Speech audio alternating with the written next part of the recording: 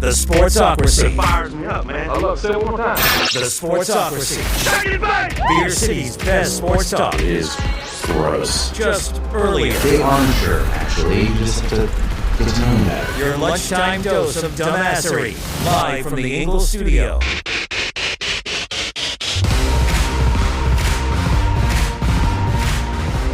Thank you for joining us here in the Sportsocracy. Once again, 7-round mock drafts, team by team, and it's time to talk about the Minnesota Vikings. We're running the Flostradamus. Well, we're running the PFF simulator here.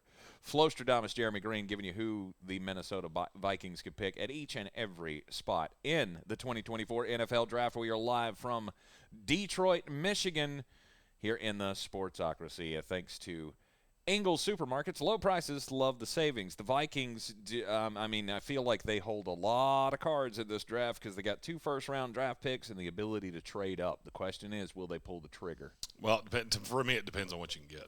I'm not trading up for J.J. McCarthy. I'm just not doing it. I don't think he is worth 2 first-round picks. I sure as hell don't think he's worth 3 first-round picks. So the question for me becomes, what do I have to give up to get Drake Maye? And I'm just going to break down what I have heard and what I know to be the case. I know Washington is conflicted at 2. Caleb Williams is going 1. Just take that out of the lexicon. I know at 2, Adam Peters has asked everybody on the planet that will answer the question, hey, what would you do?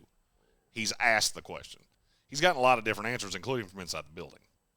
There are guys in Washington that really like J.J. McCarthy. Whether that means they take him or not, that I don't know. I will say that New England, I don't think, is in love with Drake. They might be in like with Drake. And that's where I start to get scared of, does that mean there is something that we could do here trade-wise? I would rather overpay for Drake Maye. Mm-hmm. Than overpay for J.J. McCarthy. Yes. And now I'm going to ask you a very simple question.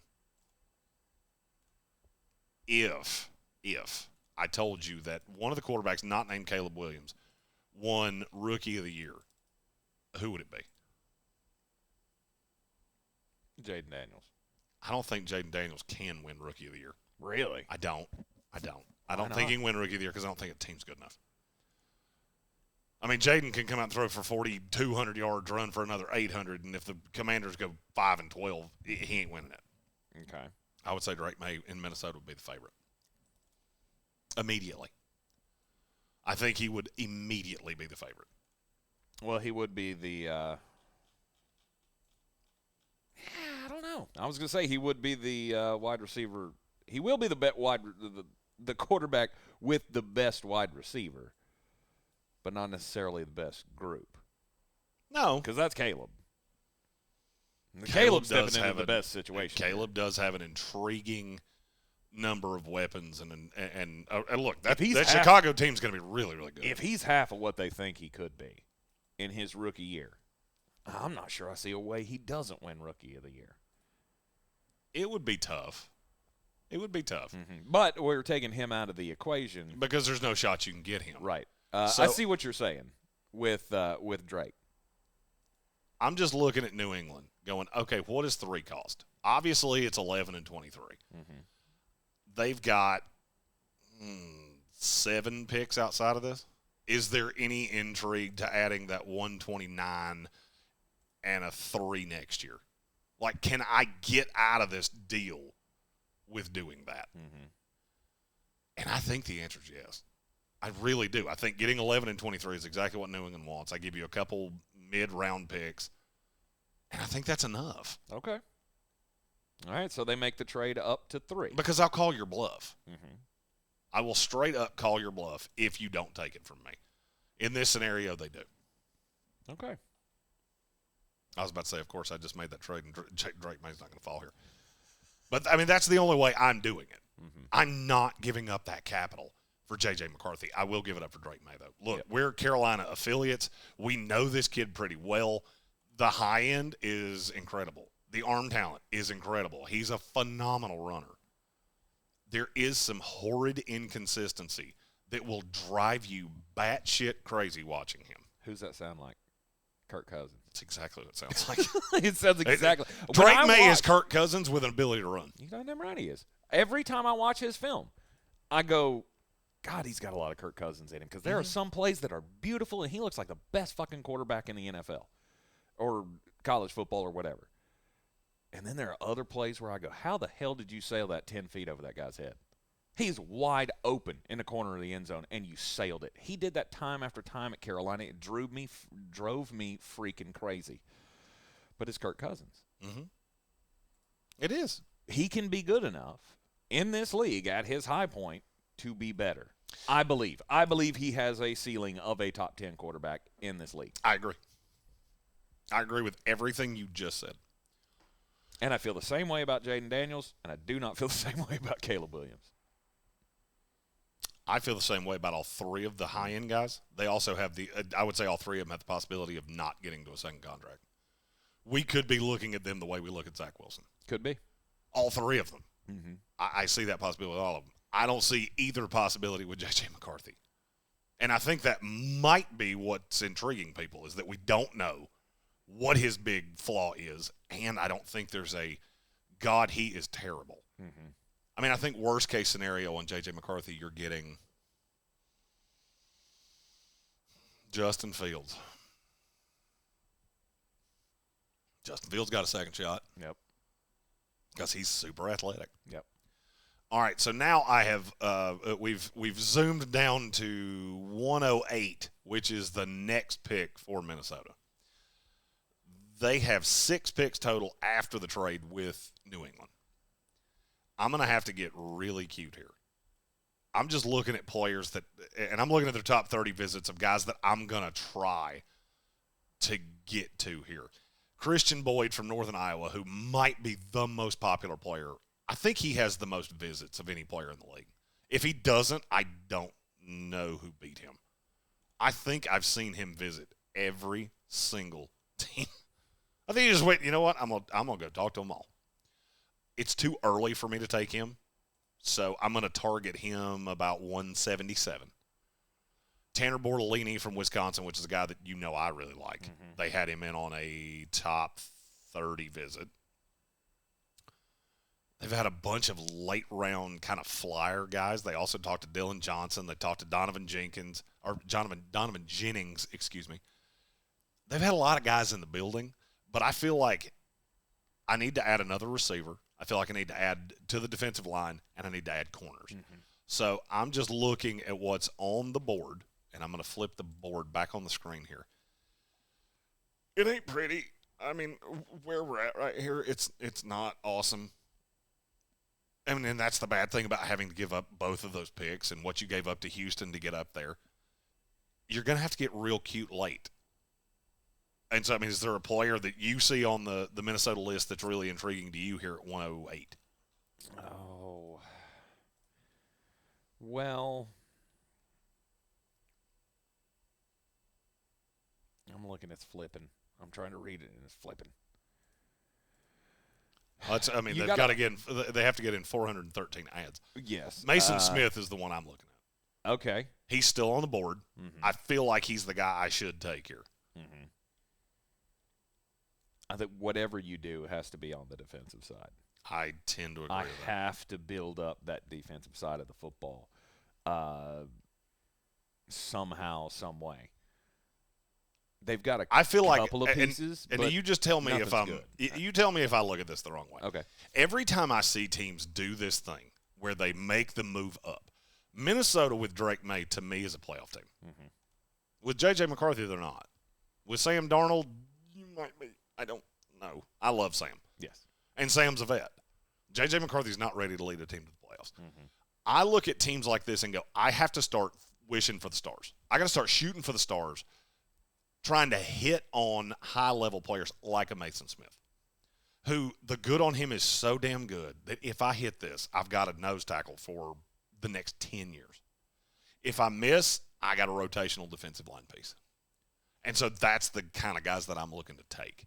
So I take him at 108. Then you go 157, 167, 177, 230, 232. I've hit the defensive tackle. I feel like I've got to get a corner. Minnesota's just awful in the secondary. Yeah, if they don't make the trade in the first round, that 11 pick will Quinion be Mitchell. a corner. Has to be. Yes. Has to be. If somebody jumps up and takes him earlier, like I've thought, it could be a fun, spicy little move for Atlanta to stay at 8. I said that and at take one Quinion point. Mitchell. And look, I would love it if they did. Did you it. get panned for it? No. Oh, okay. It's just not going to happen. I mean, that's the thing about mock drafts is that you have to split the difference of what makes sense to you and what could actually happen. Mm-hmm. And I'm not so sure that it can actually happen. Really? Okay. It makes sense in my head. So that means the Atlanta Falcons probably won't do it.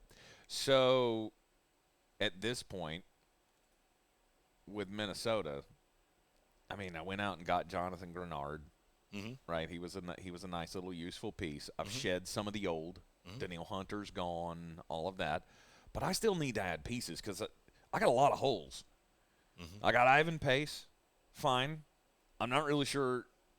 I'm definitely not in love with anybody in the secondary. I mean, old Harrison Smith, I guess. How old is he, by the way?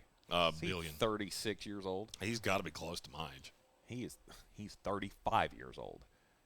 So at one point I liked Harrison Smith, but now you have a geriatric safety with a whole bunch of dudes that I don't really believe in. You got Byron Murphy, who I defended forever in Arizona, but I'm not sure he's gotten any better over the last few years. It's got to be a secondary player for me. The only reason I remember that is I vaguely remember Harrison Smith being in the draft of, I've dropped out, I'm never going to make shit of myself, I'm always going to suck. I'd remember a couple of those drafts where I just went, I wish I could do that for a living, but I'm too stupid for college. Suck, bitches. Keep your fucking degree and shove it up your ass. How about that? How's that sound? And this, my friends, was a window into the mind of Jeremy Greene. Yeah, that's how my brain works. The pick I would make here would be DeCameron Richardson, the kid out of Mississippi State. He's the only corner I see left that has had such high-level tape at one point that I think he could come in and start right now. The only thing is that I really like the fact I've got Brian Flores to try to coach him up, because there are times that it feels like he goes, ooh, butterfly, and just gets his ass toasted. But that was really more the first 2 years. Last year, he was pretty good.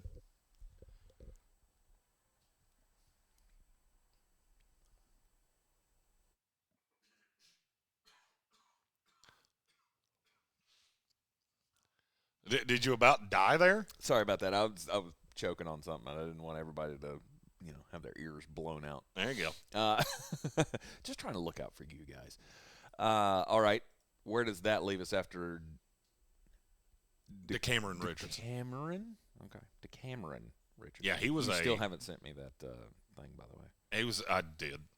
This time I know I did because I'm actually looking at my email that says sent. I may have sent it to the wrong email, but maybe so. You have like 40. I do. All right, so we're at 167 now? Yes. Yep, 167. Your boy Dallin Holker. In. I don't feel like they need a tight end. They don't, but why not have a backup? Well, it's not so much look, he's an athletic guy. If that's how you so chose to play, he's the number one player on PFF Sport. Yep. And it's hard not to like the tricks that he pulled off at the combine. If you haven't seen that, catching multiple balls at once and all that. the kid shows he's got some really good hands. And he's got that lovely long flowing hair. He'll fit right in with T.J. Hawkinson. I feel like that's like a tight end marketing group made for the PR team. And look, they've looked at a couple tight ends. McAllen Castles, is one of my favorite names in the draft, is a guy that they brought in for a top 30 visit. That was the reason that I brought up Dallin Holker, just to see where your brain would be. I'm not against it at all, because that kid's like 6'7", 6'6". 6'6". Yeah. You know what? He's a big kid. He's never put up the high-level stats, but I mean, look, I want a pass catcher. You want Dallin Holker, I'll settle for Dallin Holker. Yep. I mean, with the kind of athlete he is, I do look at me running some 12 personnel with the two of them. Mm-hmm. So I will take him there. All right. Can't wait That for pushes PFF to poo-poo that one. He was the number one player on the board, so I think it'd be kind of hard for him to do. That'll be fine. Okay. I'm gonna pound the table here for my guy. Okay. It's J.D. Bertrand. I mean, look, I don't like this Minnesota defense, the way it sits. I feel like I need a guy that can come in, would start as a special teams player, but he's a depth piece, and if you ever needed him to play, you would be fine. And he's just tough as hell. Scheme versatile. He's one of the highest-rated players on the board, and I think this is a big problem for Minnesota. Yep. Because, yes, I know you went out and got Blake Cashman. I know you went out and spent the money. You have absolutely nothing behind Ivan Pace and Blake Cashman. Nothing. Mm-hmm. I mean, it's me out there playing linebacker. So I want to add that guy, and I feel like he can play any of those positions. So that would be my choice. Your denigration of Kamu Grugier-Hill is he's a great upsetting. special teamer. That's it. That is all he does. All right, next up for the Minnesota Vikings in this 7-round mock draft. I got to add to the offensive line at some point. And now we're just super late because I traded away all my draft picks to get Drake Maye. Oh, God, the last time they took a center out of – the last time they took an NC Stater, it had just really disappointed me. Yeah, it didn't go well. I might do it again, though. What was his name? What was the center's name? Oh, shit. What was his name? I can see his face. No, the only name that's coming to mind is Linderbaum, and I know that's not right because he's the one that plays. Yeah, he's the one that plays for the Ravens. Linderbaum's the good one. Yeah, what was this guy's name? Garrett Bradbury. Garrett Bradbury. He was good for a couple of years. Yeah, I mean, he's been fine, but that's about all I can say about him. I do look at Dylan McMahon, who's a center at coming out of NC State in this class. I think he can play guard. I think he can also he could stick at center if that was what you chose to do. But I think he would be a nice depth interior piece off the jump and could ultimately be a starting center in the league. So I'll take him here at 230. Okay. And then? 230, I feel like I got to take another shot in the secondary. Safety is not great, but Jalen Simpson is still on the board. And I feel like this is too late for him to go. He plays that hybrid like Chauncey Gardner-Johnson role. Okay. Because he can play in some teams see him as a corner, some teams see him as a safety, and those guys end up being that Brian Branch type role. Mm-hmm. So I think that's a usable piece in Minnesota at 232. Look, he shouldn't be on board 232. He's thin, but all the Auburn secondary guys, they're all 20 pounds underweight. Mm-hmm. So that's where I'm going to go. I like it. And that finishes it for Minnesota. You get a quarterback and a bunch of lottery tickets. But when you spend up the draft capital, it's like spinning that roulette wheel. You got to take your chances. Well, I mean, and that's the thing. You look at how this draft went for Minnesota. You traded up to get Drake Maye. You didn't have to give up next year's first-round pick, which for me is the biggest part of this. Because I don't want to screw myself for the future just to go get my quarterback now. Mm-hmm. And I know they love Drake Maye. So if you're going to make the trade, if you're going to overpay, which they kind of did, but not as badly as it could have been. Mm-hmm. If you're going to overpay, go get your guy. PFF gave me an A+ on Drake Maye. There you go. Chris Sims told me to eat shit. Because according to him, he does. He hates Drake Maye. C- on Mason Smith, B on DeCameron Richardson, A on Dallin Holker, B- on J.D. Bertrand, C on Dylan McMahon, A- on Jalen Simpson for a total of a B+. There you go. If you like these picks, if you hate these picks, if you think I'm a big mulleted dipshit and want to tell me that, feel free. Chuck those in the comments. I'll try to answer as many of those as we can. And we'll be live right here from Detroit, Michigan. Radio Row 2024 NFL Draft coverage starts tomorrow night, 7 Eastern time from the D.